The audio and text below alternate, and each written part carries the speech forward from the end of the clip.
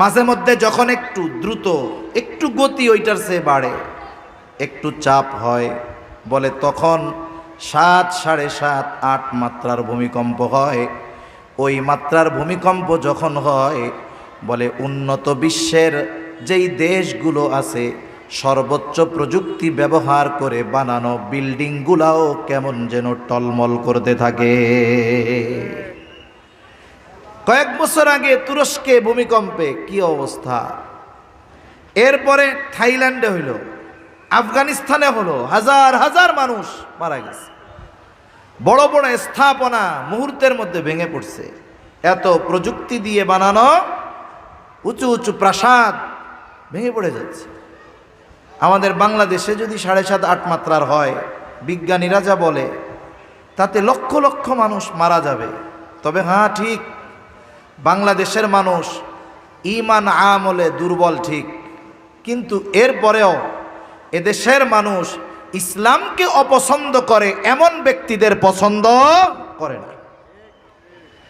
ইসলামের প্রতি মায়া আছে, নবীর সুন্নাত মুখের মধ্যে নাই, কিন্তু নবীরে যদি কেউ কিছু বলে সহ্য করতে পারে না, ঠিক কিনা বলেন?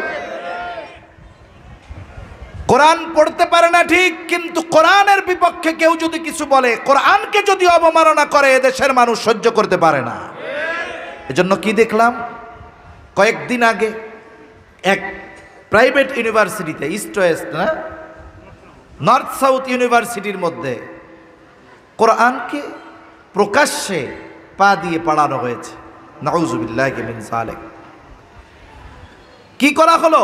ওরা চিন্তা করে যে কোরআনকে অবমাননা করার মাধ্যমে ওরা মূলত আমাদের অবস্থাটা একটু পর্যবেক্ষণ করে, দেখি কোরআনকে অপমান করলে এদের হৃদয়ের সুপ্ত ঈমান তপ্ত হয়ে ওঠে কিনা।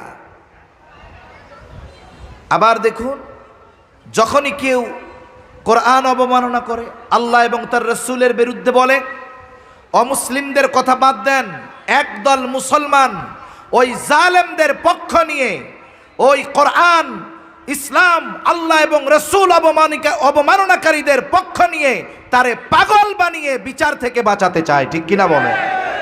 অমুসলিমেরা পক্ষ নিবে ভিন্ন কথা, কিন্তু মুসলমানেরা তাদের পক্ষ অবলম্বন করে, বলে এটা পাগল। পাগল টের পাও কখন? যখন আল্লাহ রাসূল কোরআন অবমাননা করে তখন। এর আগে পাগল আর টের পাও না, তাই না?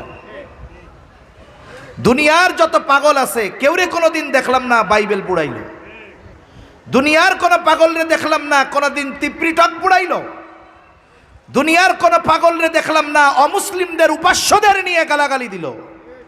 সব পাগল আল্লাহ রাসূল আর কোরআন